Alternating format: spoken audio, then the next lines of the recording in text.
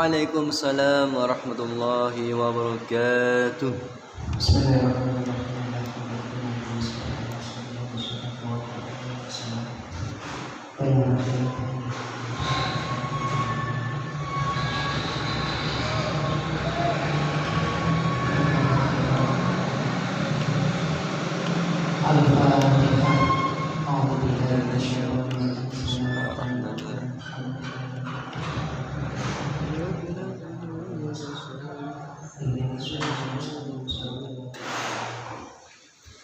Bismillahirrahmanirrahim. Alhamdulillahirabbil alamin. Wa bihi nasta'in 'ala umuri dunya waddin. Wassalatu wassalamu 'ala asyrofil anbiya'i wal mursalin sayyidina wa habibina wa syafi'ina wa maulana Muhammadin wa 'ala alihi wa ashabihi ajma'in. Subhanaka la ilma lana illa ma 'allamtana innaka antal 'alimul hakim. Wa la hawla wa la quwwata illa billahil 'aliyyil 'azim. Amma ba'du.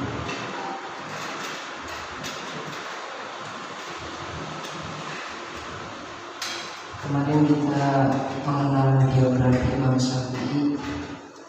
Sekarang kita mengenal pengarang kitab yang akan kita kaji.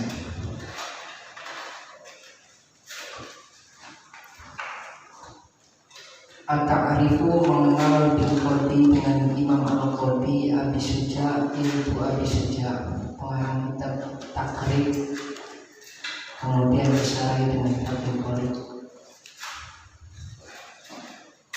Al-Musannif yang mengarang kitab. Al-Ismu nama beliau huwa yaitu Al-Qadhi Qadhi Abu Syuja Ahmad Imam Ahmad bin Hasan bin Ahmad Al-Asfahani, nama suatu daerah. Jadi nama aslinya Ahmad bin Husain, nama kunyah Abu Syuja. Al-Mawludu, kelahiran beliau, ulida,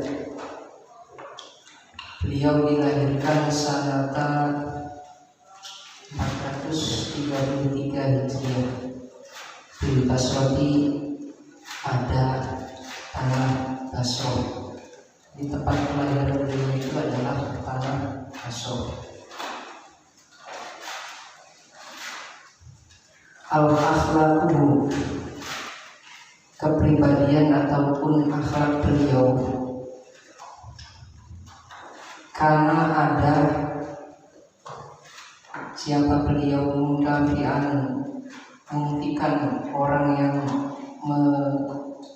menafkahkan atau mentasarufkan dirinya fisabilillah, di dalam jalan Allah. Zahidan, orang yang zuhud di dunia, di dalam dunia. Aliman, orang yang alim. Lam yaksu, yang tidak bermaksiat siapa beliau Allah terhadap Allah Ta'ala bi'aqlihi, dengan seluruh anggota beliau. Jadi beliau itu memiliki karomah.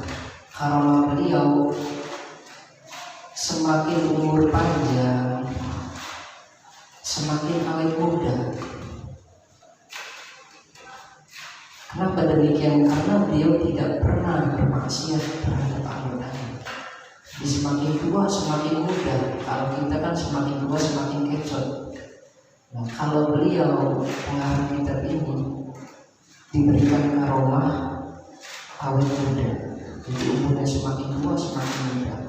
Karena anggotanya tidak pernah, anggota tubuhnya tidak pernah digunakan maksiat. Matanya dijaga, mulutnya dijaga, hatinya dijaga, seluruh anggota badannya dijaga.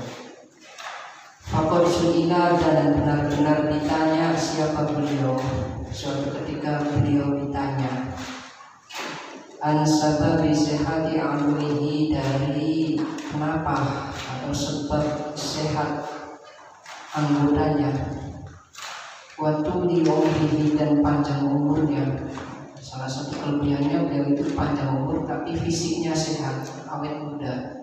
Ditanya apa sebabnya, resepnya apa sih awet muda? Faqala, maka beliau berkata, ma'asaitu, saya tidak bermaksiat Allah terhadap Allah.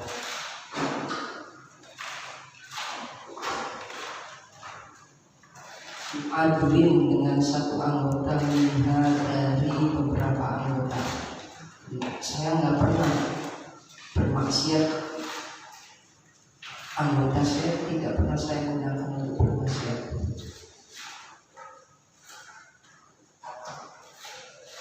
Falamma hafadzatha,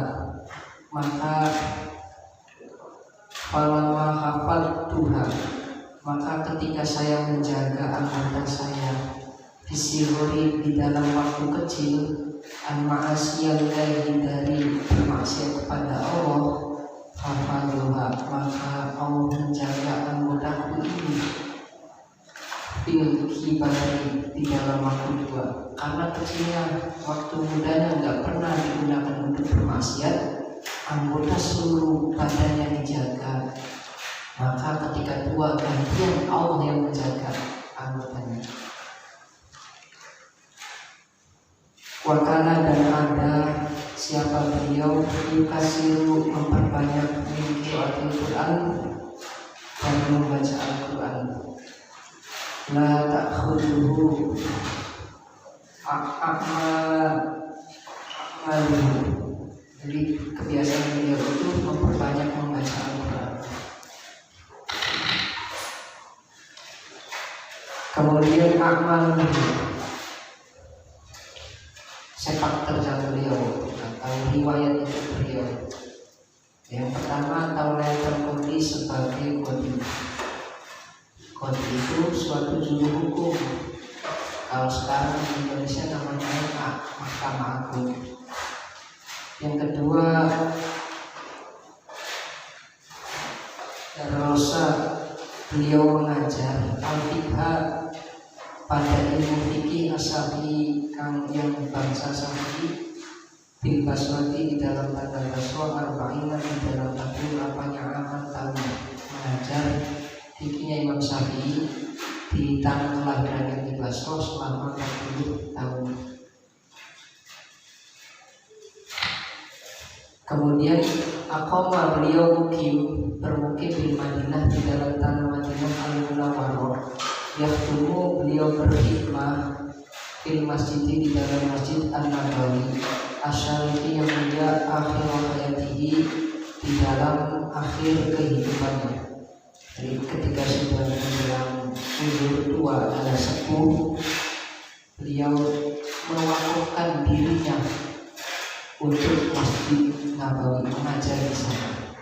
Sumasoro, kemudian beliau menjadi khadimah sebagai pembantu lil Hujratin Nabawiyah Syarifah.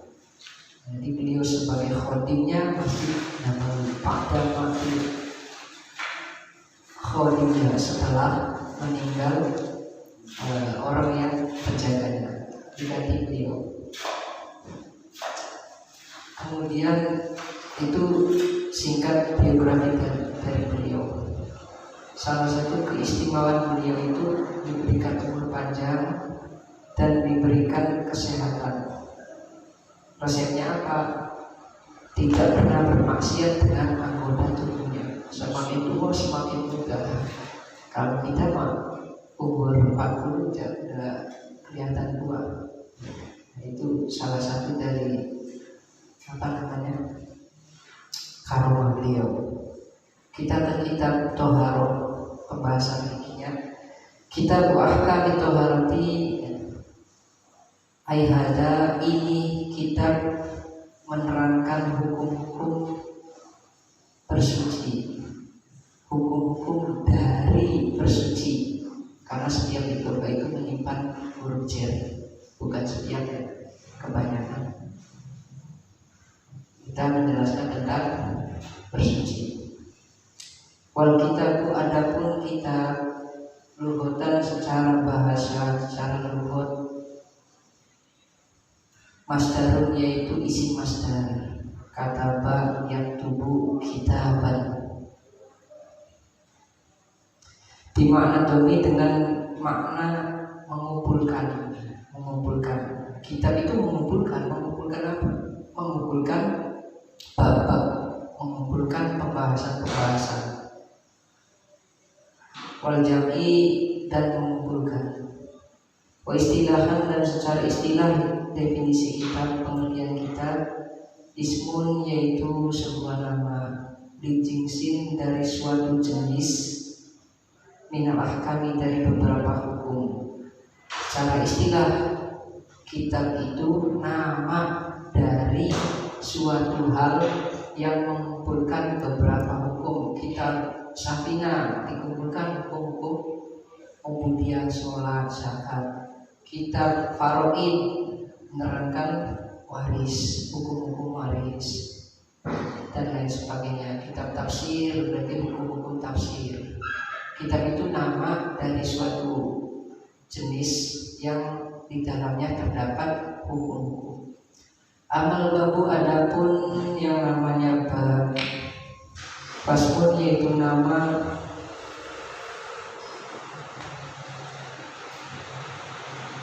linauin bagi suatu hal, lima dari perkara dan hulu yang masuk tahta dari kondisi di dalam jenis itu. Jadi ada kitab, ada bab. Kitab itu buku, bab itu adalah pembahasan, sub-sub pembahasannya.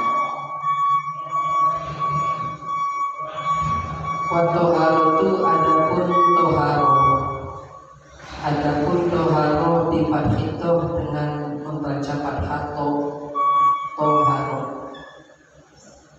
Luhotan di dalam secara luhot iku ananafatu suci atau bersih. Jadi toharo itu secara bahasa artinya suci, baik itu mensucikan dari yang berupa his, kotoran-kotoran yang kelihatan, semisal tanah, itu namanya toharo, tapi secara luhur. Dan bahkan di dalam kitab Ihya Ulumuddin bahwa toharo itu ada 3 tingkatan.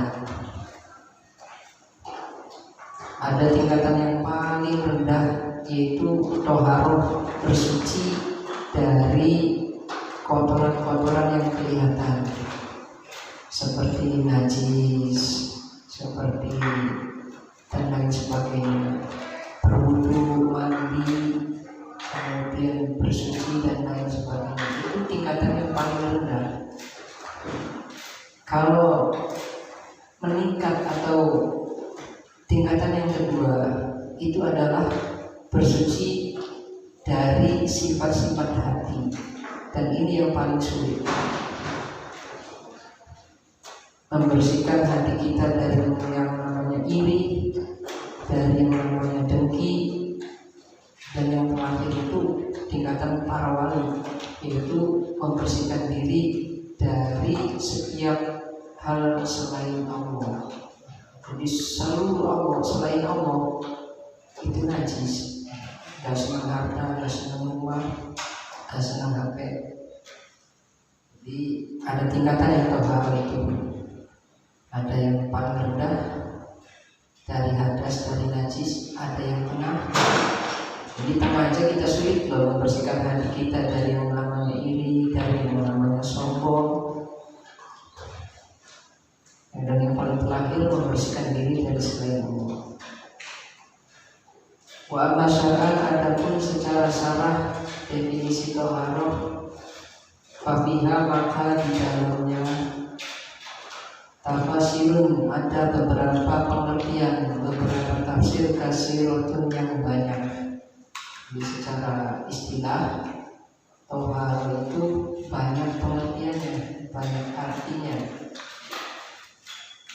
Minha di antaranya qauluhum pendapatnya ulama, apa sih toharo itu? Yaitu fi'luma, mengerjakan sesuatu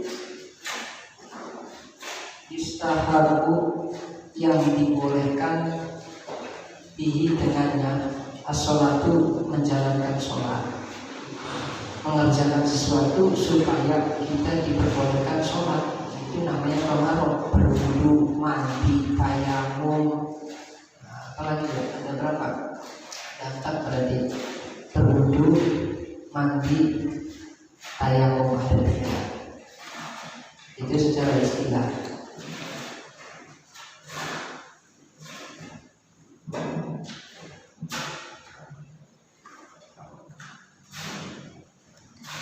Amat tohuroti, adapun tohuro didomi dengan membaca doa. Fasmun, yaitu nama bagian ma'i, bagi sisa-sisa air. Sisa air wudu itu namanya tohuro. Air mustamal itu namanya tohuro. Walamakala, dan manakala ada al-ma'u, air, yaitu alatan, menjadi alat berarti untuk bersuci, istadroto, maka Kiai Musonef melanjutkan di anwainyai, menjelaskan pada beberapa macam-macam air. Fakola, maka Kiai Musonef berkata, al-yahu, adapun air-air alati yang justru yang boleh, air itu boleh ayasihu dalam artian sah. Apa sah atau dulu bersuci biha dengan air tersebut, yaitu satu yakin ada 7 air. Air-air yang dibolehkan untuk bersuci itu jumlahnya ada 7. Yang pertama adalah ma'usamai, air langit. Air langit. Air langit nazli, yaitu air yang turun minha, dari langit. Air yang turun dari langit. Bahwa air langit atau air yang turun itu al-mataru, yaitu air hujan. Alhamdulillah, Allah memberikan waja'alna minas samaa'i ma'an tahura, dan kami, kata Allah, menurunkan dari langit ma'an, air tahura yang suci. 1, air hujan, air yang suci. Wa ma'ul bahri, dan air laut. Airhu, yaitu air yang asli. Air laut itu suci, boleh untuk mandi, boleh untuk berwudu. Wa ma'un nahri, dan air sungai. Air sungai, air khuldi, yaitu air yang tawar, itu suci. Air sungai, kalen yang mengalir, itu boleh untuk wudu. Saya kalau waktu kecil itu sering main di sungai untuk mandi. Kalau sekarang banyak pencemarannya, sampah, got-got atau comberan. Tapi itu suci kalau airnya tidak berubah warnanya, rasanya, dan sifatnya. Suci betul. Wamaul diri, dan air sumur.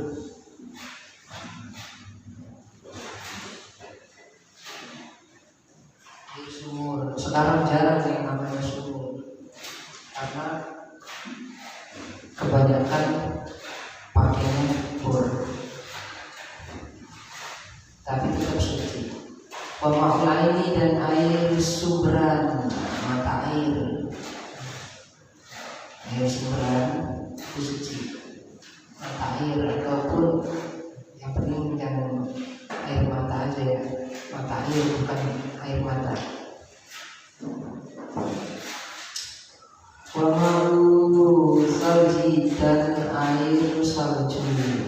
Ini yang ada saljunya di daerah-daerah Timur Tengah.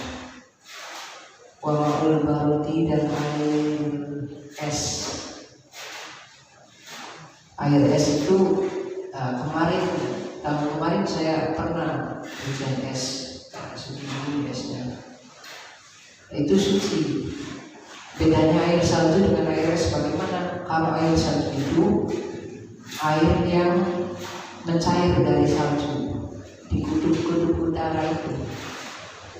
Kalau air es itu air yang turunnya berupa es, jadi airnya membeku di atas, kemudian turun ke bawah menjadi es. Itu namanya air es. Wayajma'u dan wayajma'u mabni fa'il, bukan mabni maf'ul ya. Bisa juga wayajma'u, terserah.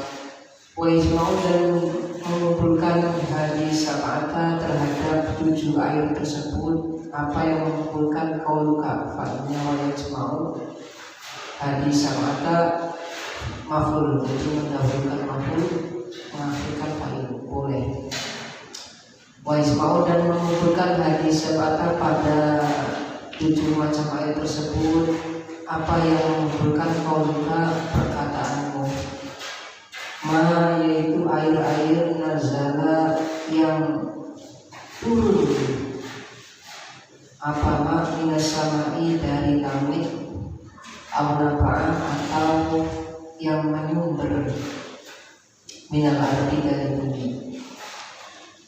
Nah, jadi 7 macam air itu sebenarnya intinya adalah air-air yang turun dari langit ataupun menyumber dari bumi. Ala ayi sifatin,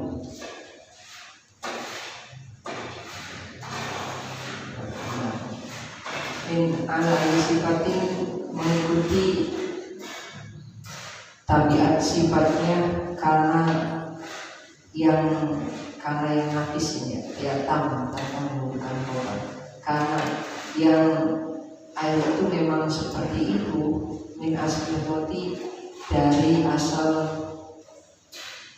kejadiannya. Artinya macam-macam 7 air itu tetap suci sesuai dengan asal muasal karakter airnya masing-masing. Kalau air laut asin, ya pokoknya tetap suci walaupun rasanya asin. Air biara nyumber itu tetap asin, tetap suci.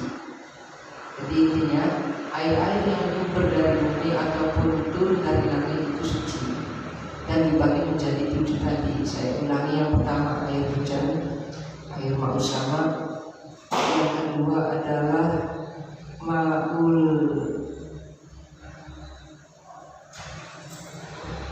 bahri, air laut. Yang ketiga ma'ul nahari, air sungai. Yang keempat wa ma'ul bi'ri, air sumur. Yang kelima wa ma'ul ma'ini, air sumberan. Yang keenam wa ma'ul salji, air salju. Dan yang terakhir wa ma'ul badri, air hujan. Ketujuh itu merupakan air-air yang dibolehkan untuk bersuci. Allahu a'lam.